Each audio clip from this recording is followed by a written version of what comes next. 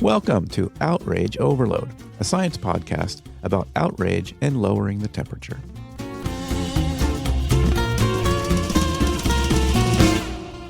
Hey Outrage Warriors, David Beckmeyer here. Thanks for tuning in to this special episode of Outrage Overload. This month we're interrupting our regular bi-weekly rhythm to bring you something new, a special 3-part series I'm calling Outrage on the Mic. Across 3 episodes, I'm teaming up with fellow podcasters who explore outrage in their own unique ways, some with humor, some through history, and some with deep introspection, to take a broader look at how media, and especially podcasts, shape and respond to outrage culture. Today's episode is part 1, where I sit down with Deruiter and Geoff Gauthier, the hosts of Outrage Factory, a show that takes a more comedic, real-time look at the week's outrages. It's a fun and freewheeling conversation that kicks off the series with some levity and wit. Next week, we'll drop part 2, featuring a conversation with Ernest Granson of Outrageous History, where we dig into the scandals and public outcries of the past and what they can teach us about today's outrage ecosystem. Then we'll close out the series with part 3, a blended format episode mixing solo commentary, guest voices, and meta-reflection on rage as a growth strategy in podcasting and media. We'll examine why outrage is such a tempting growth tool and explore how some of us are trying to grow without fueling the fire. After that, we'll return to our regular schedule with a new numbered episode. So let's kick off Outrage on the Mic with a visit to the factory. Outrage Factory, that is. Well, first of all, welcome to the show. Thank you. Thanks for having us. I really appreciate doing a podcast without having to do any of the back end stuff. Like, it's just totally rolling nice. in and talking. I love it. Yeah, so I know we were having a good little riff there, and I'm happy to just continue that. You know, I one thing I was curious about with you guys though was, you know, how do you choose, you know, how do you choose the topics, you know, for that week?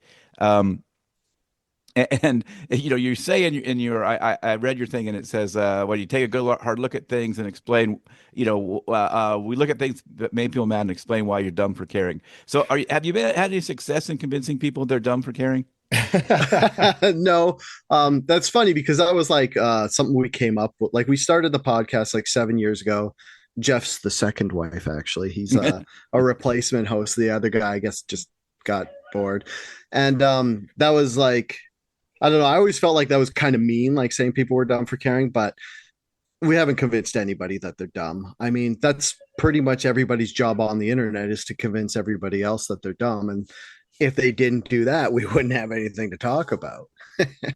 But the way we come up with the podcast topics is I look through the internet and then I see what's kind of like what I'm interested in talking about, one, kind of what other people are talking about, and then if it's kind of dumb and stuff, and then we like usually just come up with a list of topics and then we'll work our way through them, and usually we get through 2 or 3 and then just go off on tangents and fill up the podcast with stuff like that.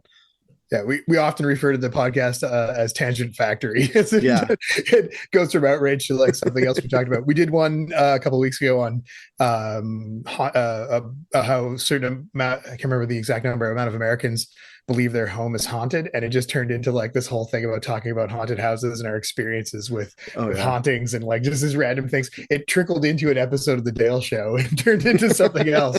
So, but it's Dale comes up with the topics, usually sends them to me in advance so I can kind of study them, and so then we each have our own take on what's going on in the media, and then we can talk about it that way.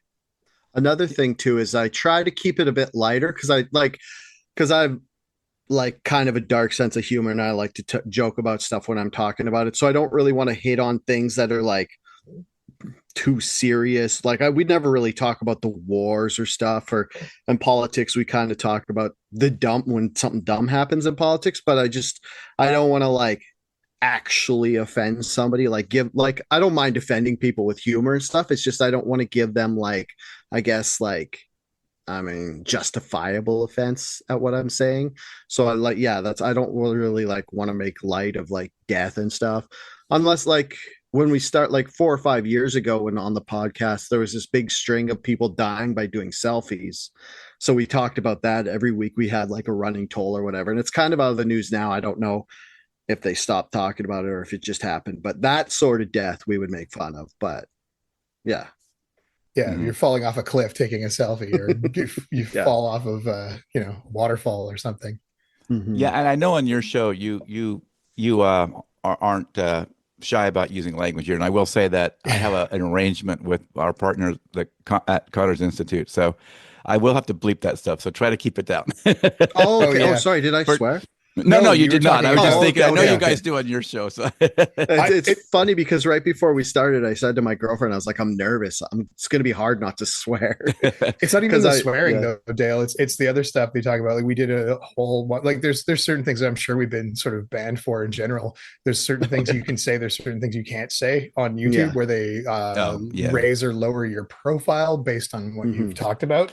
And so like, I know Dale's pretty casual about it. I'm a little bit more tuned into like of what we can and can't really say in terms of how it works with the algorithm. And I mean, I try to be. I kind of came from a nonprofit sort of educational background where I was trying to be funny without using the terms and trying to. It's one of those things. Like you really have to skirt the double-edged sword. Like which way am I going to fall? Or I don't know. I'm not using the right metaphor, but I think you know what I'm getting at. Yeah, and with our podcast. Oh, sorry. Go ahead. Sorry, no, go ahead. Oh, I was going to say with our podcast, there's definitely, like Geoff was saying, there's words you're not supposed to say. Like that's why on TikTok you see like unalived and like grape and stuff like that. And it's like I'm a welder now by trade. Like I used to be like I'm a trained journalist and stuff, but then I was like, oh, I want to have a living wage. So I went into the trades. So it's like there's definitely this thing where you're doing your podcast and you're like, how much do I want to like try to talk and like not get picked up by the algorithms and like kind of like shadow banned or whatever. And I'm just like, I'll just let loose and let fly. And then if it doesn't get that popular, then it doesn't get that popular. Sorry, you hear my toddler screaming in the background? I hope that's a toddler. Yeah. Sorry about that. You might want to bleep that out.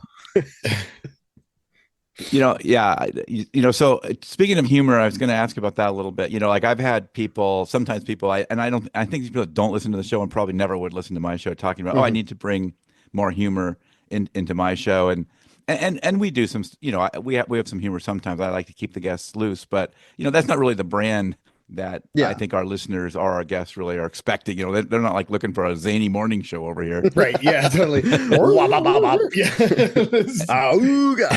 exactly. With the sound effects, got the whole thing going. And, and I know, but in your case, you're obviously going in that, not the zany morning show maybe, but at least going for some humor.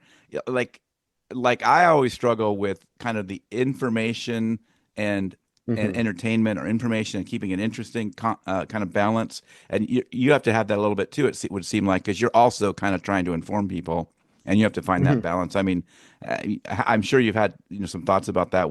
How do you guys handle that? Or how do you decide like when to be informative, when to be funny? Well, for me, it's laziness, because it's like it's kind of laziness and kind of just like before I was like saying you got to kind of be like your true self and stuff. And for me, like at work and around and with my friends, I'm always joking around. And for me to like, I say laziness kind of offhand, but it's like, it's almost like it's less effort to just be yourself on the podcast. And I feel like people would pick up on that and like it more. And it's like, if they don't like, and there's also like this, you'd get away from this. Like if I was like a fake person on the podcast and then people didn't like it, I'd be like, I tried so hard and they still didn't like me. But if you're like your true self and like, you doing like poop jokes or whatever, fart jokes, and people don't like it, you're like, well, I just don't like that thing, whatever. Yeah, so it's like that. And then it's like me and Geoff are both have like Bachelor of Journalism degrees, so it's like it's almost like the informative, like wanting to inform and being curious is almost burned into us, so it also comes naturally. Like I don't feel like I'm sitting there and being like, I got to give more information. But it's like a lot of the times when I'll be listening to a podcast and they'll say something and then they'll allude to some like fact or some statistic, and I'll just be like, why wouldn't you tell me that? And then I'll remember that. And then I'll be like, so if we're talking about like a statistic, like Geoff was saying, how many houses in the States were haunted or whatever, and it's like 62% of people find their houses haunted. And it's just like stuff like that where it's like, it's almost like a pet peeve when people don't like give you the backup information. And then, so I always try to bring that in there. Oh my God. No, yeah, that's one of my pet peeves for sure. You get these articles, you read the thing, it's like Mhm. you're not telling me any of the things I want to There's know nothing here. there. Yeah, Like they just totally. leave this like we're not going to talk about this anymore. it it's one of those things like Dale said, he and I went to journalism school together a really, really long time ago at this point. And one of the goals of the podcast was just sort of like to keep that creative intent going. Neither of us work in journalism. I'm in marketing, Dale's a welder. And I guess I kind of still write, and it's mostly copy, it's mostly press releases, that kind of thing. I miss the thrill of doing an in-depth story, but it's also Dale and we've known each other since university, and we haven't, we're not too serious as people in general, but both of us came from that background where like the meat of information is important, and telling the story is important, and like having both sides told is important. So he kind of comes at it from a bit of the comedy side. I bring back the reality every once in a while, and this is a weird dynamic where I'm the serious one, and he's kind of the loose Jeff's cannon. definitely the adult. I'm the adult. I'm the dad over here taking care of things, and that's sort of what makes the dynamic work. Is that I'm the nerdy dad, and he's the like we'll say anything kid. So the gimmick on the show I do with my wife is pretty much my job is to see if I can get her mad about something and get her kind of on a rant. So basically every relationship. Yeah. I was going to say that just like, you're just moving. Yeah. The show goes from like the living room up into the podcast studio. Yeah. Yeah, exactly. I have a question for you, actually, now that you mentioned you do a show with your wife. Like one thing that happens to me now that we do a podcast or something, and I'm like, if I'm talking to Jeff, like in the real world or something, I'll be like, oh, we should have recorded that. Yeah, we should have recorded that. Did you ever run into that with your wife when you're just like shooting the tea or whatever in the morning and you're like talking about like what's going on? And you're like, oh, if we would have recorded that. Well, it's worse than that. It's all the time because we'll be like, oh, we got to stop talking about this because we got to do this on Sunday. Yeah, totally. Yeah. We record that show live and it goes out on like internet radio. And that's the other thing is it like has a time slot. So we have to start it and then end it on a certain time, which we never do. Okay. Yeah. We always run long. It's funny. Oh yeah. It's funny you mentioned that, David. Sorry, I didn't mean to interrupt the, no, go ahead. That was sort of one of the things that like Dale and I have talked about in the past too, is like when you I used to work for a newspaper, and we always joked about, oh, it's yesterday's news today. And it's the timing of some of the things is important. Like you have a time slot for it. We get together on like a Saturday or a Sunday and do the podcast when we have time in between our like regular schedules with our families and everything. And sometimes we can get pretty timely, but then it's the release of that too, like when it goes out. And I always wonder sometimes too if people are hearing things like well after they're actually newsworthy. But it tends to be like the way the news cycle works, you've got a good like 72-ish hours for a topic to be sort of relevant. So sometimes like, yeah, the time slot thing is a weird thing. Like, did we do one from 2 weeks ago that's kind of relevant that people are still talking about? Is it important to people? Is it interesting to people? Right. So we try to pick topics that are at least have a little bit of legs to keep going, Yeah, it's a lot of pressure because after I do that live show, I then as quickly as I can, put it out on the RSS feed, and out as a podcast. So I usually try to do that the next day. Yeah. So yeah, that's why that show is, pretty much unedited. I pretty much just take that and spit it out. The opposite of my show is pretty heavily edited. Yeah, I was listening to one and you had like a doctor on, and I was like, whoa, I don't know if I could like. I was actually all nervous because like you have like these experts like you said, and I was like, am I just gonna like sound like the dumb guy in between experts? Well, that's kind of my job. Is I'm sort of the guy that's not afraid to ask the sort of dumb questions, and I try to make it approachable, or I should say accessible to ordinary people. Like if you're a bit of a science nerd, that's fine, but you don't have to. We don't really go into like the math, and we're gonna go teach you how to calculate the p-values and and this kind of stuff, right? We're gonna do a t-test and let's go.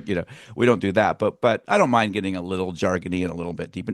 Like sometimes I'll do a little edit in, like I'll say, we've talked about affective polarization before. If you remember, it's this blah blah blah, and I might say something about that, right? But just to keep the pace going, and how often to say that, like when we spit out jargon. So I kind of struggle with that. Yeah, we were doing every week for a long time, but it's kind of like dropped off because, like as before Jeff alluded, we both have families. Like I have a just under 2-year-old, so it's like a lot of the times it's not like I can't do time or whatever, but I just like I get that like guilty father feeling, like being like, oh, should I podcast right now instead of hanging out with my kid? And then I just like And for me, it's one of those things. Like if I didn't have Dale to push me to do it, I don't necessarily know if I would do anything in the podcast sphere. It's just like, my son is on the soccer pitch 4 days a week. And I have a demanding job in marketing, and I have a wife, and I have a cat, and I have a place I've got to take care of, and I need some time to study and work on my role. And so when the podcast comes up, Dale will let me know. He's like, hey, let's do it. And we try to do it every 2 weeks. But I look forward to it. It's time for me to connect with my friend and do something that I feel is like, it's fun. It's interesting. It's almost self-care to do a podcast. And then also I'm being informative, and also we're being funny and entertaining. So it's kind of like a way for me to do some self-expression, and it feels good to do something media related that isn't for pay.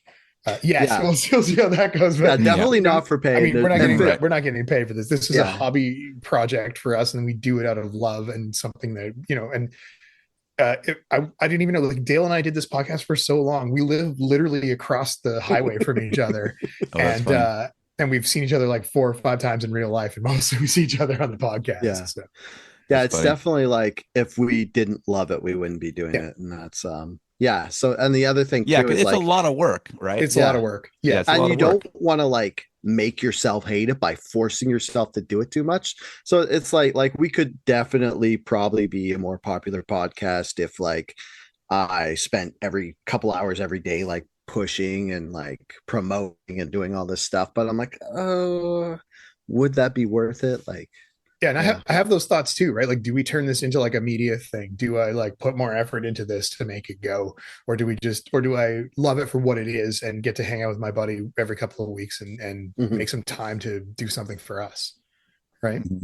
Yeah, I can definitely relate to that sort of therapeutic side, because having done this show for a couple of years and all the experts that I've talked to, it made, kind of just going through this whole election cycle a lot, just a lot more kind of resilient to all the stuff and everything going on. So I think I would have had, found myself kind of caught up in a lot of it, a lot more, had I not kind of been doing this show and learning a lot more about this space. Yeah. This was a very tumultuous election. I found anyways, like I started like a year or something ago, I started listening to a lot more news podcasts. And there's one I listened to where they have like a left-wing guy or a left-wing girl, right-wing guy, and they kind of discuss the topics back and forth. And it just felt like this election cycle had so much more drama in it, like even more than like Hillary versus Trump, like Trump versus Biden, then Kamala, even all that. And it's just like, it was definitely like you kind of had to be like, oh, I'm going to take a step back. Yeah, for sure. So over that time of kind of looking for what made people outraged that week or over that time period, I mean, have you seen patterns, or has that kind of changed, do you think? Yeah, I've noticed, I think it feels like we've kind of stopped calling for like regular people to lose their jobs. Like you were saying, like there's trends like in, I'd say like 2017, 18, 19, around there was like this big call for like regular people who just like screwed up, and there's a video on TikTok or whatever it was back then, and they would just like there was this one episode we did where there was a woman in like a Denny's, and she said something racist to these guys, and there's this big outcry for her to lose her job, and she was like a dealership administrator. And it's like, yeah, why should she lose her job? It doesn't really affect it. So it was like there's that trend of like getting regular people to get fired, and then there's the whole Me Too trend. And then it's right now, it's kind of like everything happening at once. Like there's all of this stuff. There's like, we don't have a like regular people losing their job outcry for that stuff, but you have a like, it's so fever pitched that everybody's trying to explain why everybody's a bad person, like with the election cycle, that it's like, it's too many people, or they're like trying to call out too many people so that it's like not as effective as it used to be. Like, because back when Me Too started, it would like, you'd hear something about Weinstein, and it would last for like weeks, and then it would pile on. Then all these people would come out. Well, I guess there's Diddy now, but like now, like Elon does something stupid, and then you talk about that for a couple of days, and then someone else does something stupid, and then someone, and yeah, and it's almost like more sped up. One of the patterns that I still see, that I've always seen in the cycle, and this is like less a specific pattern and more just a general pattern. Somebody says something dumb, people make fun of that person for saying something dumb, then other people pile on and make fun of the people for making fun of the people for making fun of or for saying something dumb. So that cycle continues. I don't know if I give you really a concrete example, but somebody says something stupid or silly or out way off, and then everybody mocks them, and then the next trend the next day is for everyone to mock people for mocking that person. That cycle has never stopped. That's like something that's a constant. Like somebody posts a meme and it's kind of offensive, and everyone points out that that meme's offensive, and then everyone pointing out that that meme's offensive, and that cycle continues every day, all the time within news. Mm-hmm. So as real journalists, I mean, is any of this drive been partially just because you feel like journalism is letting us down in some way? Journalism let us down a long time ago. Well, yeah, actually, I always think about this a lot. My main comments on this, like, was we were trained in print journalism, and that that was a lot slower to evolve, and it had all these rules set out for what you had to do. And then the internet journalism kind of just grew so fast that they don't have the same rules and regulations that print journalism had. Like with misinformation, a lot of people think that this is like a new thing, but that's been around a long time. So in a newspaper, like a business couldn't just, like, they could buy a full page ad, but they couldn't just put something that looked like a news story because it would be too misleading. So print journalism had this thing where it's called an advertorial, where you buy a full page ad, and then at the top it says paid advertisement. And it's like they had all these rules, like you couldn't use the same font as the body of the paper. It had to like physically look different, like the columns had to be different width and stuff, so that someone could see it and know that it's misplaced and stuff. So it's like a lot of people don't really understand how we've always had to have these guardrails and watch out for people. And like, because it's not like people are more gullible now. We've always been that, but we've always had to like build up these slow rules to guard for that. The transition from the blurring of advertorial into standard content was so fast by comparison, right? Like it took forever for the print media industry to sort of adopt the advertorial. Like it started out very simply as an advertiser would buy an ad on one page, and then you do a review. Say it's a car dealership buys an ad on one page, and then the journalist is asked to do a review of that car on the other page, but only speak highly about the car because it's going to appear next to an ad and they're paying our wages. So it was understood that you do this, but it wasn't really an advertorial at that point yet. Then the advertorials crossed over, then the internet hit, and then it was very difficult to tell what was an advertorial and what was entertainment and what was actually news media. And then now it's just headlines. Now people get outraged about a blip of something that just happens so quickly. And like, at least with the newspaper, you could read a headline and be like, oh, that's ridiculous, that's outrageous. And then you read the story and you're like, oh, okay, well, actually, it's not so bad. It's just a grabby headline. Right now, all you get is a headline. You don't get anything else. You get a headline and a picture and a photograph of somebody doing something, and with a outrageous headline. There's nothing beyond that. It's like, click here, click in the link in the bio, and you're like, no one clicks in that link on the bio right. to read the story. They're reading the front page thing, and they're moving on with their lives.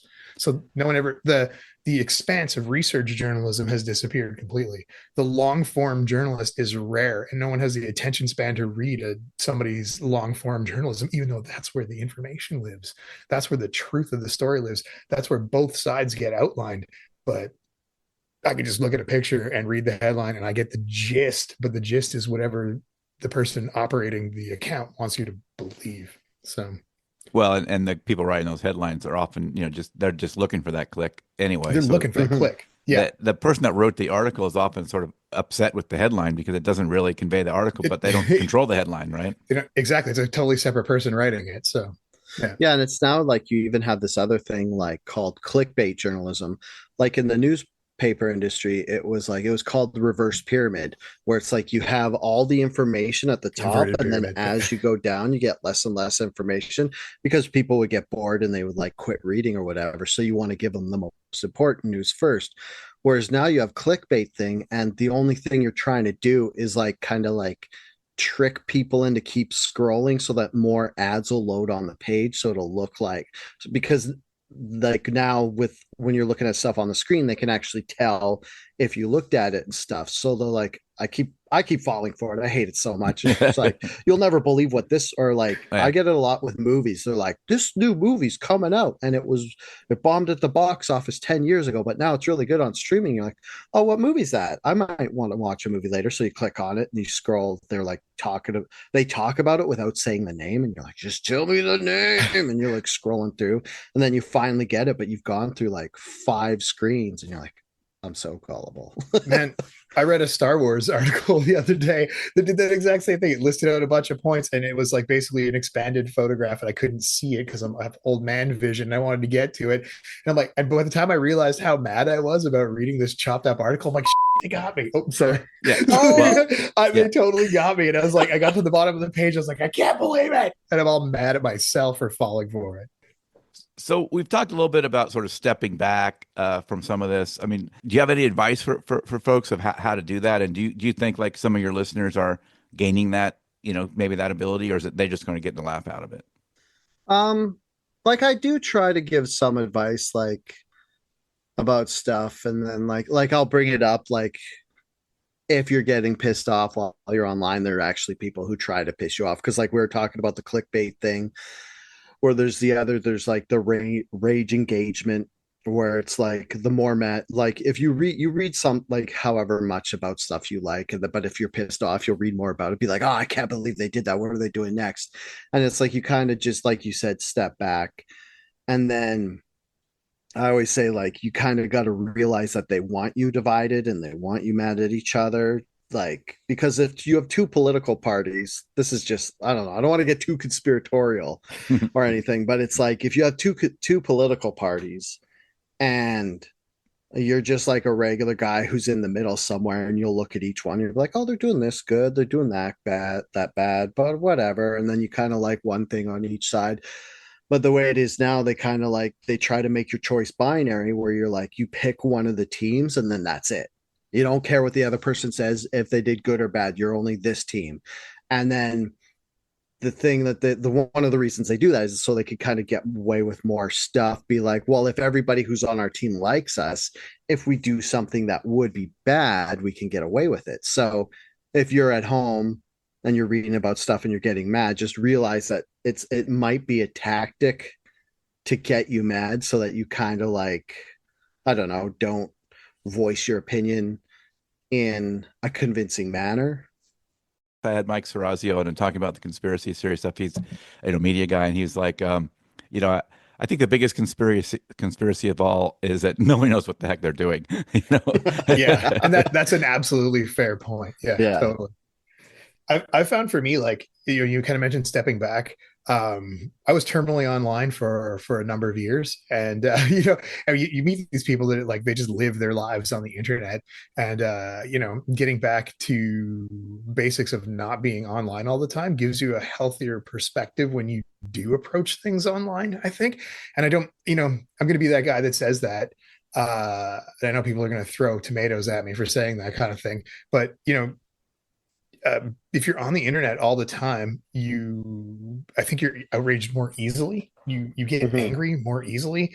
There's more information that you're not really able to process happening at like Dale said, all at the same time. And I quit Twitter, X, whatever, a couple of years ago. I had it. I used it for years. Was like an early adopter. I quit it once before for like 5 years. I came back. Everyone's like, "Oh, you're back. Hooray." I'm like, I'm back. And then I was there for about a year and I couldn't handle it anymore. And I left again.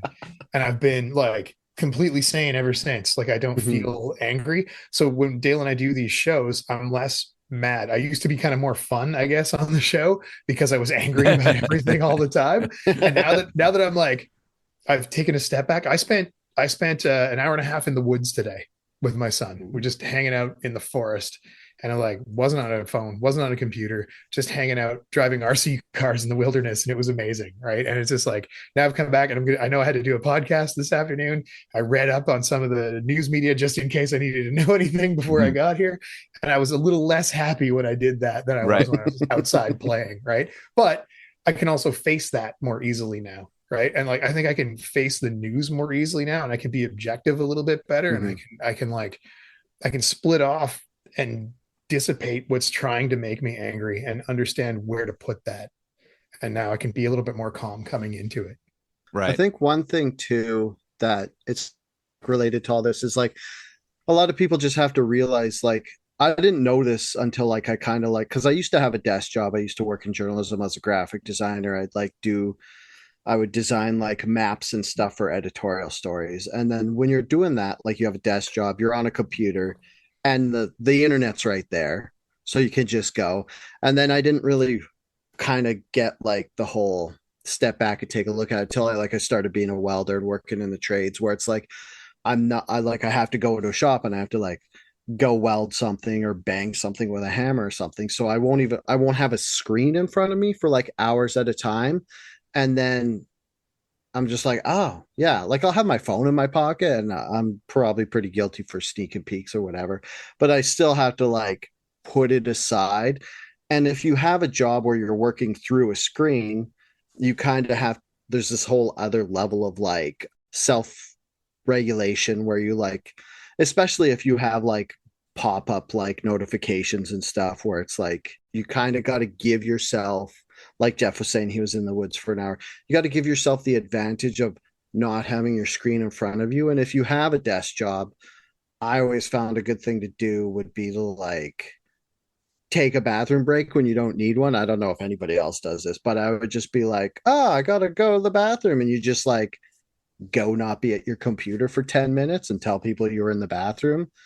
And I don't know if like that's bad for people and it might get them in trouble, but like you're entitled to bathroom breaks, and you do need a break from your thing. So I go for a walk at lunch. It's awesome. There you go. Yeah. Well, those habits are really important. And, and sometimes people get, they kind of get frustrated. Oh, that, it's just like that. You're just like placating me with this stuff, but the reality is less kind of mindfulness and spending some time. And, they actually do make a difference. Some of these simple things, we just don't go back to them all the time. Like people have kind of known about this for sort of 10,000 years or at least several thousand years. And we like, don't go back there sometimes.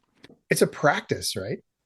Well, it's a practice. You have to actively choose to not be on your screen, right? And I think that's the hardest part for people, because it's just like, it's right here, or like it's right there. It's right there all the time. And I'm bored. It's been 8 seconds. I'm bored. It's been 8 seconds, and I need to see something else. I need somebody to yell at right now. Yeah. Plus, screens are just delicious to look at. They're delicious.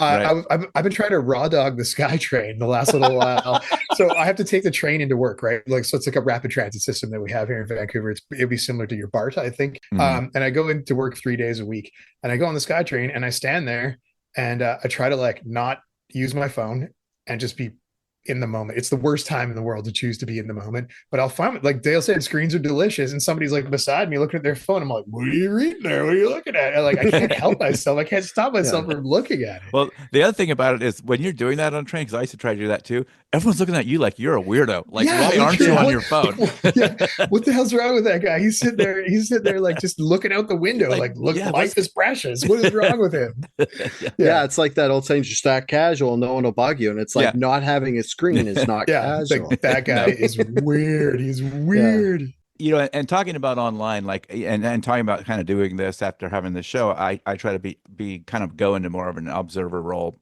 in a lot of these situations too.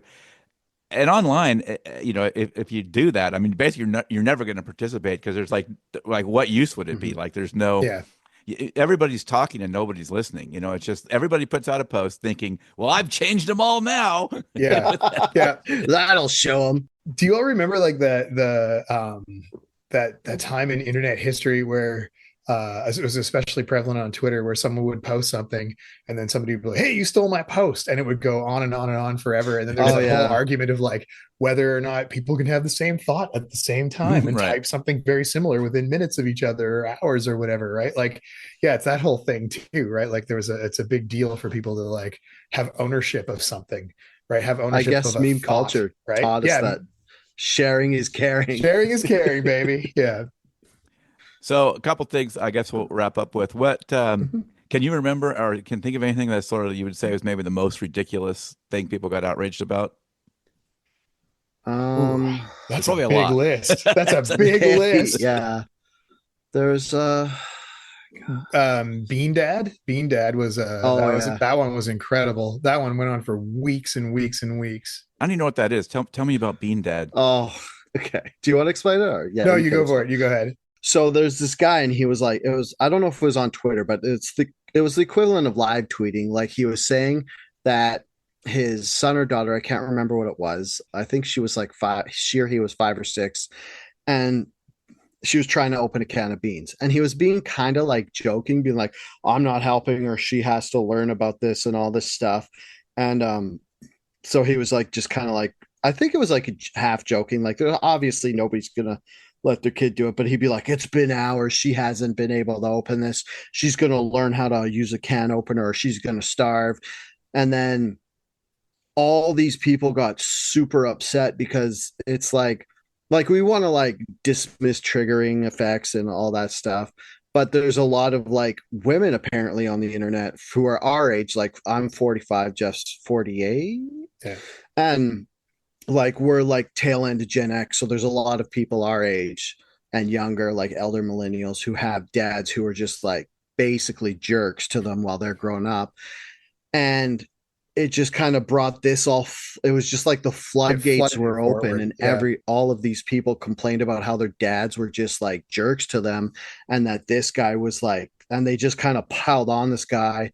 They just like wouldn't leave him alone and just wouldn't take no for an answer. Because if you have like, if there's resentment built in you at your like father figure or your father growing up, then it's just like, you can't really go to them and you can't really express to them in a meaningful way because how they like made your life harder than it needed to be, because if you could do that, they wouldn't be the jerks that they were in the first place.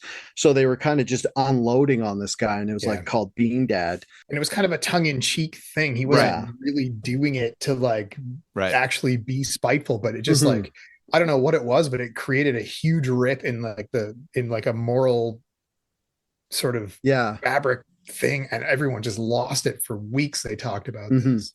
And I guess it's I don't want to be too cavalier about it, because as a person online, like with our podcast and stuff, it's like you can't control every time you're going to bring up something that you didn't intend. Like your daughter opening up a can of beans is just going to unleash this floodgates of like women who have estranged relationships with their father. But you also can't really die on any hills. You got to be like, oh, I'm sorry, I didn't know that this was going to do this. So it's like, it's almost like, as a person on the internet who like releases content, you can't just be like, it's not my fault what happened with the words I said. You kind of just like, they are still your words, and you kind of have to have like responsibility for it. You have to own them a little bit. Yeah.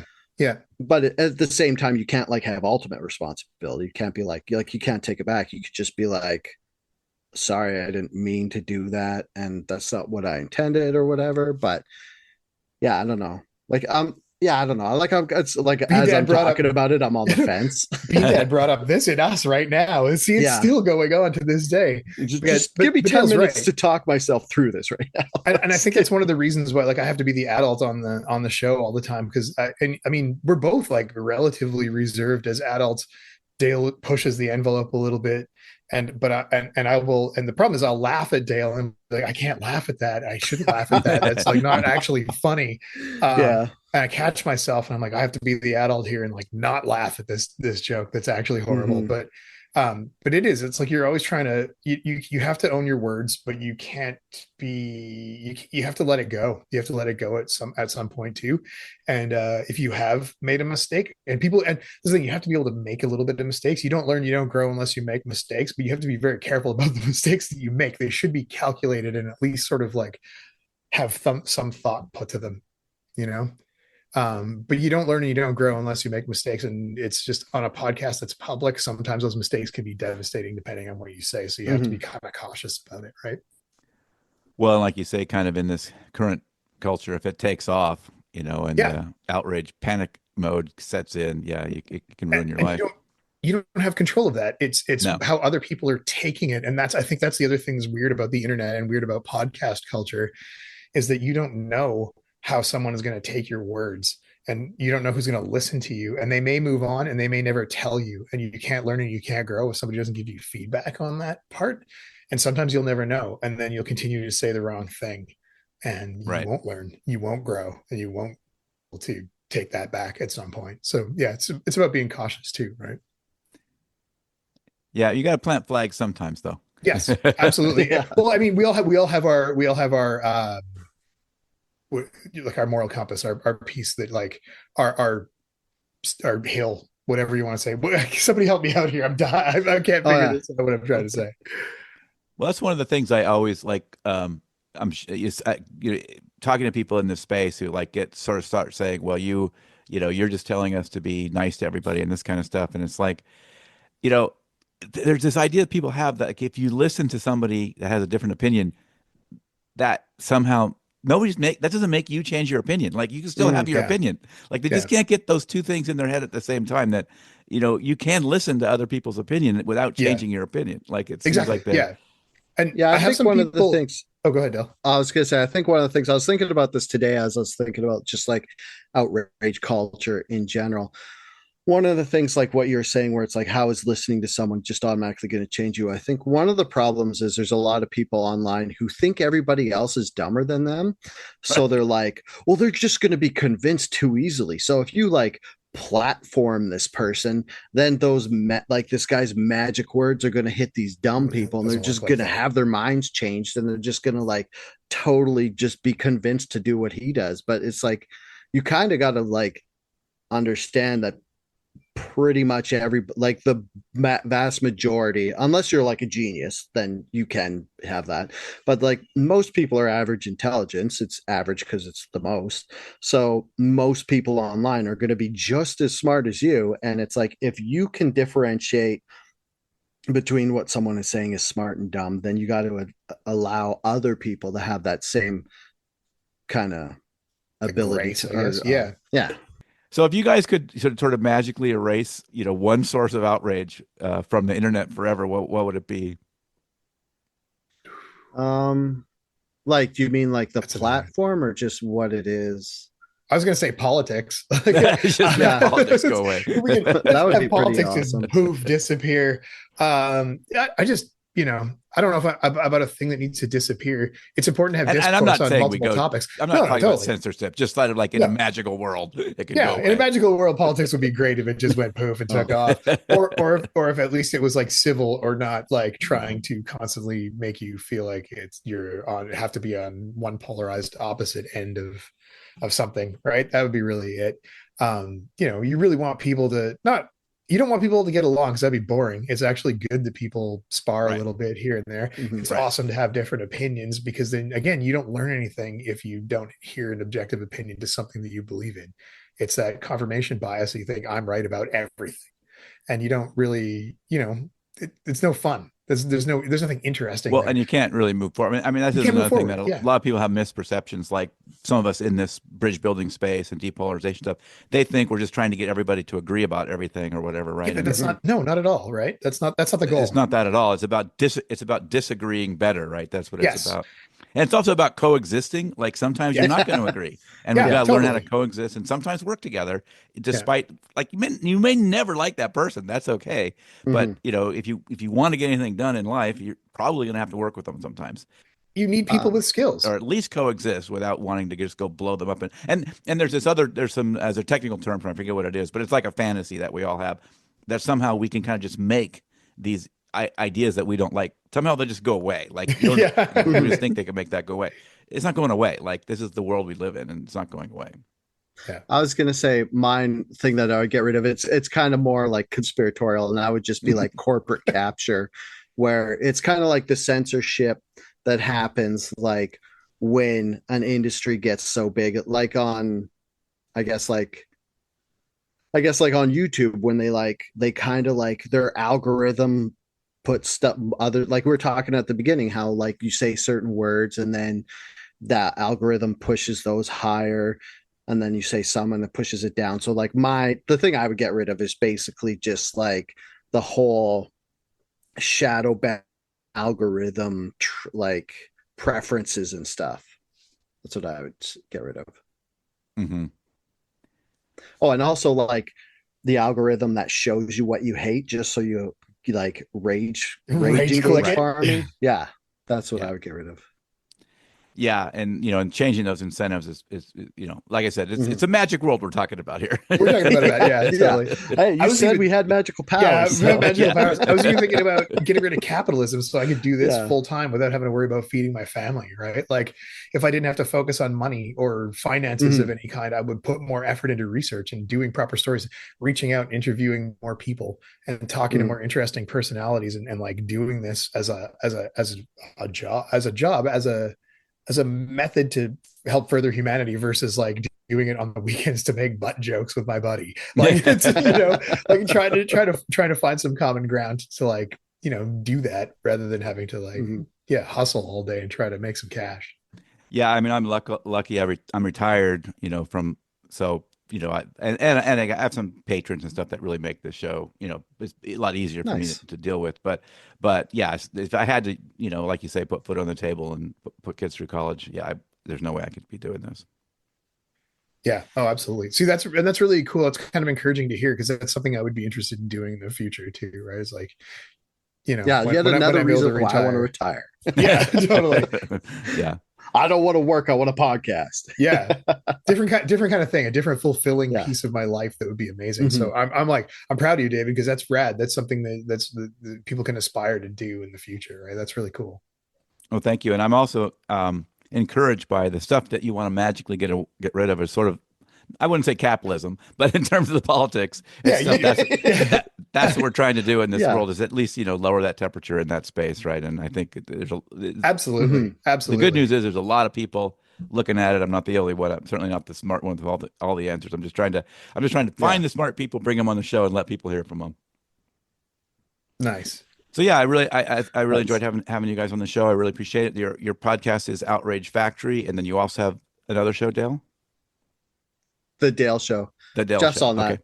I'm on that one too. Yes. Oh, okay. You can't get rid of him. Yeah. Yeah. I kind of backed off that one because when Outrage Factory was me and Derek, me and Jeff would do the Dale Show.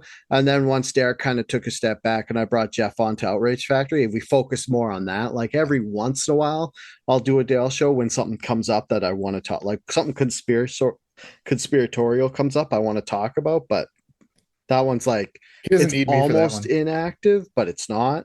So it's mostly just the Outrage Factory. So is the conspiracy stuff, that you're sort of out there debunking things or just trying to learn more about them?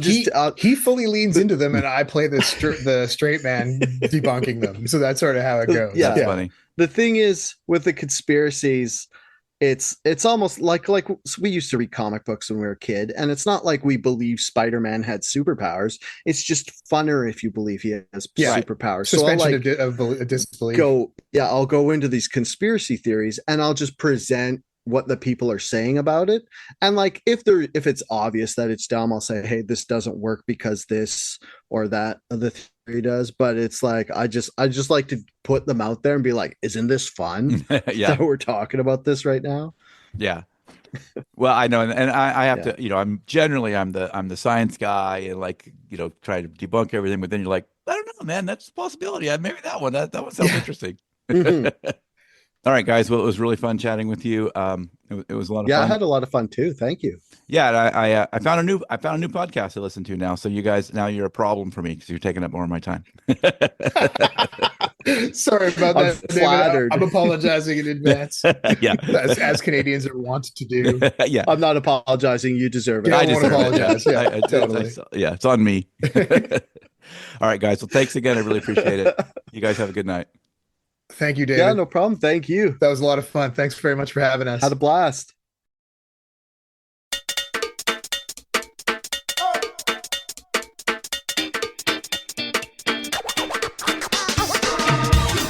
That is it for this episode of the Outrage Overload podcast. For links to everything we talked about on this episode, go to outrageoverload.net. Want to dive deeper? Check out my Substack at outrageoverload.substack.com or outrageoverload.net/newsletter for more insights beyond the podcast. Subscribe, comment, and join the conversation. If you found this episode valuable, please share it or leave a review. It really helps. Thanks for listening, and I'll catch you next time.